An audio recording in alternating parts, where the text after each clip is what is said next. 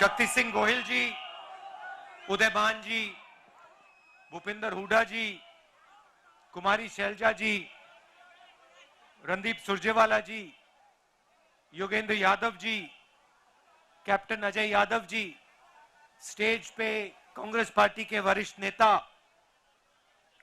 हमारे प्यारे कार्यकर्ता, भाइयों और बहनों,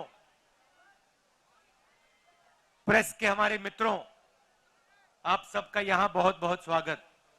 कैसे हैं आप लोग? ठीक है। मैं प्रेस के मित्रों कह देता हूं, आमतौर से कह देता हूं, मगर मित्र तो कहता हूं, मगर मित्रों का काम ये नहीं करते। इनके मित्र दूसरे हैं, जो 24 घंटा टीवी पे आते हैं। और हमारी मतलब यात्रा कन्याकुमारी से कश्मीर तक चल रही है, लाखों लोग आ रहे हैं, मगर मीडिया पे आपको नहीं दिखाई देगी। मगर नरेंद्र मोदी जी 10-15 कदम चल लिए तो 24 घंटा आपको टीवी में दिखेगा। मगर ये अच्छी बात है, ये देखिए अच्छी बात है, ये गलत बात नहीं है, ये खराब बात नहीं है। मैं इनके खिलाफ नहीं हूं, क्योंकि इनकी गलती नहीं है बेचारों की, इनके पीछे लगाम बांध रखी है, पीछे से कंट्रोलर है। तो देखिए ये मुस्कुरा रहे हैं बेचारे, कह रहे हैं आप बात तो सही बोली, देखो मुस्कुरा रही है, देखो ये देखो मुस्कुराए। तो देश की ये हालत है। पार्लियामेंट में हम बोलना चाहते हैं ना, पार्लियामेंट में बोलना चाहते हैं, कुछ रखना चाहते हैं, जैसे राफेल हवाई जहाज के बारे में, नोटबंदी के बारे में, जीएसटी के बारे में, देश में जो नफरत फैल रही है उसके बारे में। तो जानते हो क्या होता है? जानते हो? मैं दिखाता हूं, माइक ऑफ हो जाता है, देखो ऐसे, जो बोलना है बोलो, बोलते जाओ बोलते जाओ, बोलता कुछ नहीं, किसी को कुछ सुनाई नहीं देता। टीवी उधर कर देते हैं, स्पीकर साहब का चेहरा दिखता है और पार्लियामेंट में माइक ऑफ कर देते हैं। इसीलिए हमें ये यात्रा कन्याकुमारी से शुरू करनी पड़ी कश्मीर तक। और जो मैं आपको बताऊं, जो हमें सीखने को मिला, जो हमें सीखने को मिला, वो गाड़ी में, हवाई जहाज में, हेलीकॉप्टर में नहीं सीखा जा सकता है।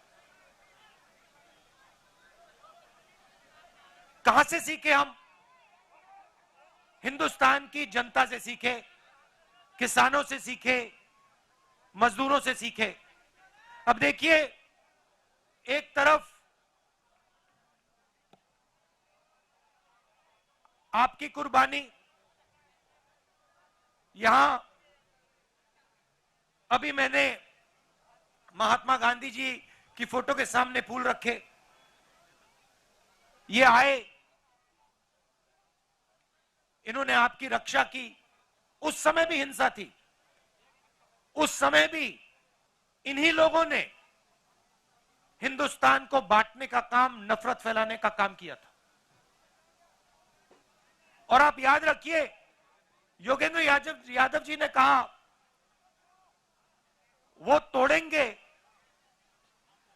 और हम जोड़ेंगे। मगर जब वो बोल रहे थे, मैंने एक बात सोची, सही नारा है, हम वो तोड़ेंगे हम जोड़ेंगे, मगर इसके आगे एक कदम जाना पड़ेगा। हम तोड़ने नहीं देंगे। आप कोशिश करो जितनी करनी है, हम तोड़ने नहीं देंगे, एक सेकंड के लिए नहीं तोड़ने देंगे। जोड़ने की जरूरत नहीं पड़ेगी, क्योंकि हम टूटने नहीं देंगे, हम तोड़ने नहीं देंगे। और मैं आपको एक बात बताना चाहता हूं, देखिए एक मैसेज मैं आपको देना चाहता हूं। ये गांधी जी जो हैं, ये एक व्यक्ति थे, मगर इन्होंने हमें, इनके सामने हमने फूल क्यों डाले? हमने इनके सामने फूल इसलिए डाले क्योंकि ये एक सोच भी थे, ये सिर्फ एक व्यक्ति नहीं थे, ये एक सोचने का तरीका और एक जीने का तरीका था। और अगर आप गांधी जी को समझना चाहते हो तो हिंदुस्तान में उस समय बहुत हट्टे कट्टे चौड़े लोग थे, मगर हिंदुस्तान का सबसे निडर व्यक्ति ये थे। तो अंग्रेज इनको डराने की कोशिश करते थे, डरते नहीं थे। जेल में डाल दिया, डरे नहीं। 3 गोली छाती में मार दी, तब भी नहीं डरे। इसीलिए हम इनके सामने फूल रख रहे हैं। तो मैं आपको एक ही मैसेज देना चाहता हूं, देखिए कुछ भी हो जाए, आपको किसी से नहीं डरना है, नहीं डरना है।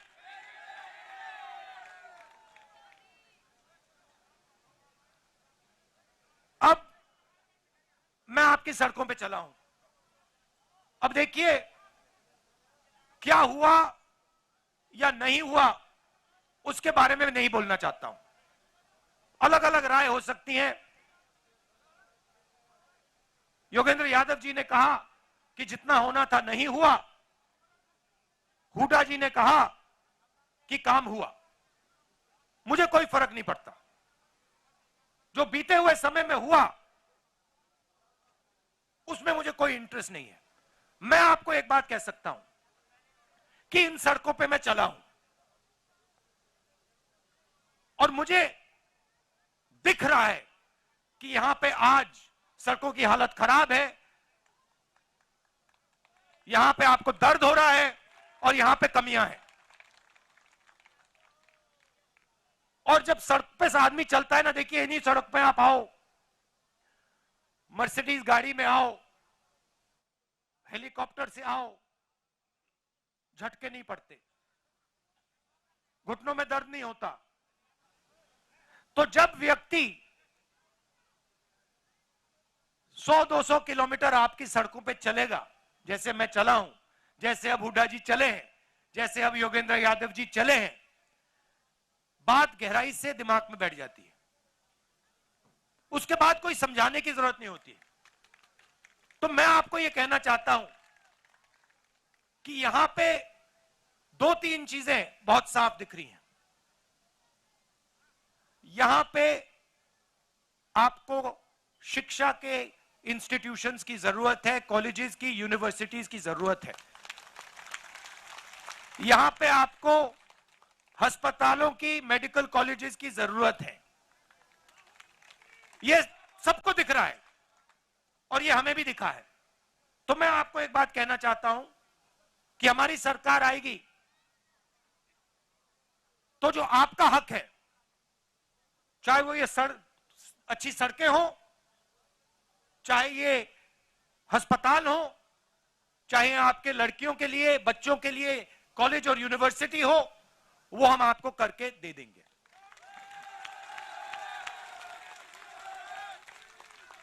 मैं ये भी नहीं कह रहा हूं कि ये 2 दिन में हो जाएगा, मुझे झूठ बोलना अच्छा नहीं लगता है, समय लगेगा, मगर हमारी नीयत साफ है और हम आपको करके दिखा देंगे।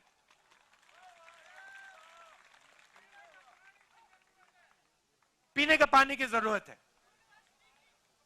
यूनिवर्सिटी की, सच्ची सरकार की। अब भैया ये तो आपको मोदी जी से बात करनी पड़ेगी। महंगाई की मोदी जी से बात कीजिए, बेरोजगारी की मोदी जी से बात कीजिए। अच्छा, यात्रा हमने शुरू क्यों की? क्योंकि लोकसभा में हमारी बात नहीं सुनी जा रही थी। जैसे मैंने आपको कहा, माइक ऑफ कर देते हैं। और देश में ये डर और नफरत फैलाने की कोशिश कर रहे हैं। नोटबंदी हो, गलत जीएसटी हो, कोविड के समय इन्होंने जो काम किया, ये सब जो कमजोर लोग हैं, गरीब लोग हैं, किसान, मजदूर, छोटे दुकानदार, छोटे व्यापारी, इनको चोट पहुंचाने के लिए करते हैं ये लोग। इनका लक्ष्य 3-4 अरबपतियों की मदद करने का है। मैं आपको एक छोटा सा उदाहरण देता हूं। इन्हीं सड़कों पे मध्य प्रदेश में नहीं, राजस्थान में मुझे किसी ने बताया कि अगर आज हिंदुस्तान में आप मैदा, गुड़, ऐसी चीजें बेचो, तो अगर आप 25 किलो से कम बेचते हो तो आप पर जीएसटी लग जाती है, और अगर आप 25 किलो से ज्यादा बेचते हो तो जीएसटी माफ हो जाती है। अब आप सोचिए, जो छोटा व्यापारी है, जो 25 किलो से कम बेच रहा है, उस पर इन्होंने जीएसटी लगा दी, और जो अरबपति है, जो 25 किलो से ज्यादा हजारों लाखों किलो बेच रहा है, उसकी इन्होंने जीएसटी माफ कर दी। नोटबंदी और जीएसटी ये पॉलिसियां नहीं है, ये हथियार है।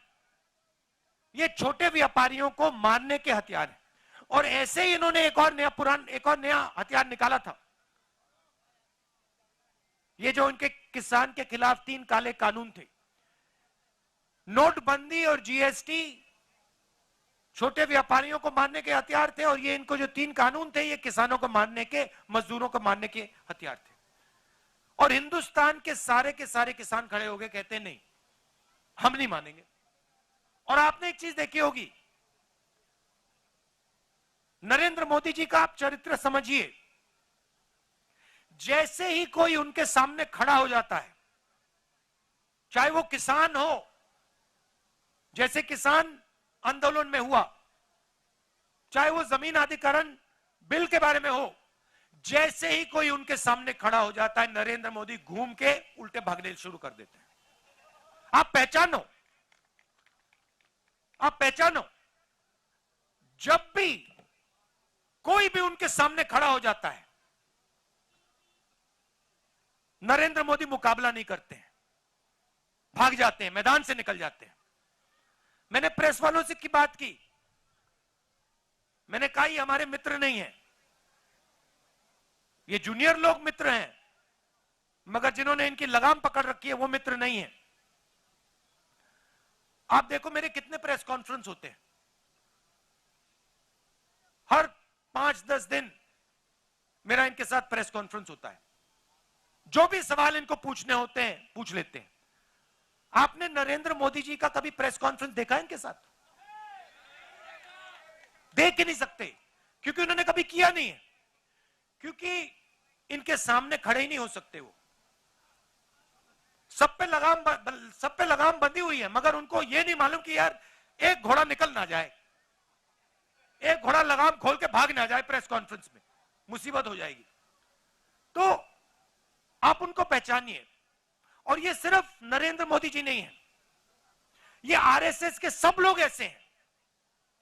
ये नफरत फैलाते हैं, मगर ये डरते हैं, हिंदुस्तान की जनता से डरते हैं, हिंदुस्तान के गरीब लोगों से डरते हैं, हिंदुस्तान के किसान से, मजदूर से डरते हैं। तो ये आपको मालूम होना चाहिए, और इनसे कोई डरने की जरूरत नहीं है। ये कुछ नहीं कर सकते आपका। और मैं हिंदुस्तान के हर व्यक्ति से कह रहा हूं, डरने की कोई जरूरत नहीं है। यह देश डरपोकों का देश नहीं है, यह वीरों का देश है। यहां कोई नहीं डरता।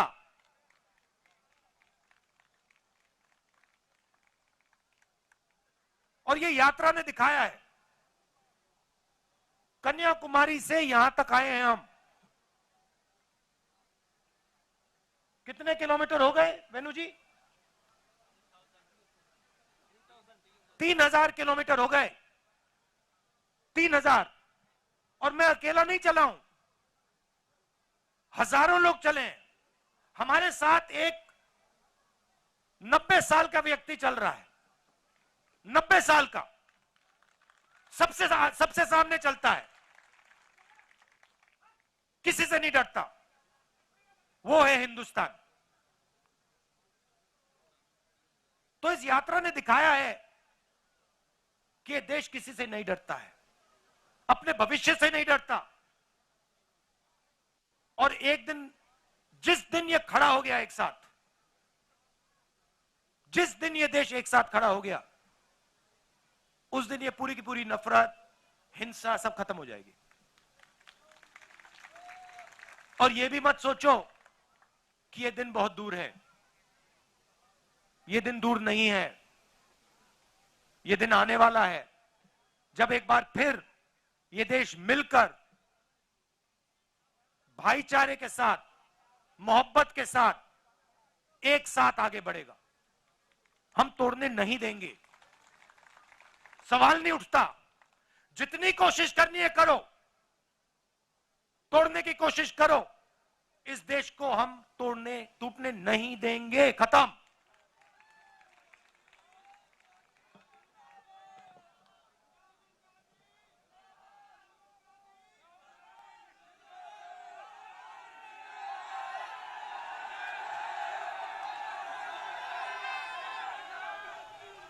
तो ये जो यात्रा है कश्मीर तक जाएगी। अब इन्होंने नया आइडिया निकाला है।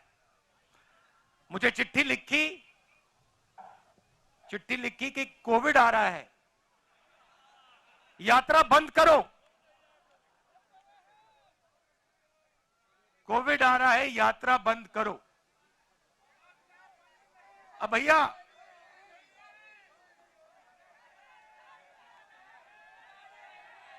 मतलब अब देखिए, अब यात्रा को रोकने के लिए बहाने बन रहे हैं। अब मास्क पहनो, यात्रा बंद करो, कोविड फैल रहा है, सब बहाने हैं। हिंदुस्तान की शक्ति से, हिंदुस्तान की सच्चाई से ये लोग डर गए हैं। ये सच्चाई है। और देखिए यात्रा में, आप देखिए, मैं आपको मजेदार बात बताता हूं। यात्रा में अब हम 100 दिन से ज्यादा चले हैं। इसमें हिंदू, मुसलमान, सिख, ईसाई, हर जात के लोग, महिला, पुरुष, बच्चे, 5 साल के बच्चे, सब चले हैं। इसमें किसी ने किसी से नफरत नहीं की। मैंने अपनी आंखों से देखा है, लाखों लोग चले हैं। किसी ने किससे ये नहीं पूछा कि भाई तुम्हारा धन क्या है, तुम कहां से आए हो, कौन सी भाषा बोलते हो, किसी ने नहीं पूछा। 24 घंटा इस यात्रा में लोगों ने एक दूसरे का आदर किया, गले लगे, हाथ में हाथ लेकर यह यात्रा चली है। और दूसरी बात देखो, इस यात्रा में धक्का लगता है, कोई गिर जाता है। जैसे कल हमारे पीसीसी प्रेसिडेंट गिर गए। आप इनसे पूछो, 1 सेकंड नहीं लगा, 7-8 लोगों ने इनको उठा दिया 1 सेकंड में। किसी ने यह नहीं पूछा भैया आपका धर्म क्या है, आपकी जात क्या है, तो नाम क्या है, क्या करते हो ना।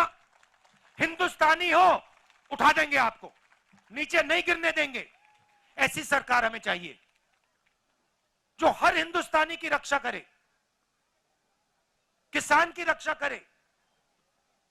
किसान के सामने मुसीबत आए, एकदम पूरा का पूरा हिंदुस्तान घूम के उसकी रक्षा करे। मजदूर के सामने मुश्किलें आई, एकदम हिंदुस्तान, पूरा का पूरा हिंदुस्तान अपने मजदूरों की मदद करे। ऐसा हिंदुस्तान हम चाहते हैं। ये आरएसएस का, नरेंद्र मोदी का नफरत भरा हुआ हिंदुस्तान नहीं चाहिए हमें। हिंदुस्तान के किसी को नहीं चाहिए। बहुत क्लियरली मैंने बोला, आपकी नफरत के बाजार में हम मोहब्बत की दुकान खोल रहे हैं। और ये मैंने आपको मैसेज दिया है। ये आप मत सोचो कि सिर्फ राहुल गांधी दुकान खोल रहा है, मोहब्बत की दुकान खोल रहा है ना। मैं आपको कह रहा हूं, आप सबको कह रहा हूं, हिंदुस्तान के हर युवा को कह रहा हूं, हर किसान को, हर मजदूर को, हर छोटे दुकानदार को, आप मोहब्बत की दुकान खोलो, नफरत के बाजार में मोहब्बत की दुकान खोलो। भाई भाई के साथ मोहब्बत की बात करें, एक दूसरे से आप मोहब्बत प्यार से बात करो, गले लगो। यही देश की शक्ति है, यही देश को आगे ले जाएगा। तो आप सबका दिल से धन्यवाद करना चाहता हूं। और जो आपने मुझे मैसेज देना था, वो मैसेज मैं समझ गया हूं, वो मैसेज मेरे साथ जाएगा वापस और उसका नतीजा आपको दिखेगा। बहुत बहुत धन्यवाद। जय हिंद।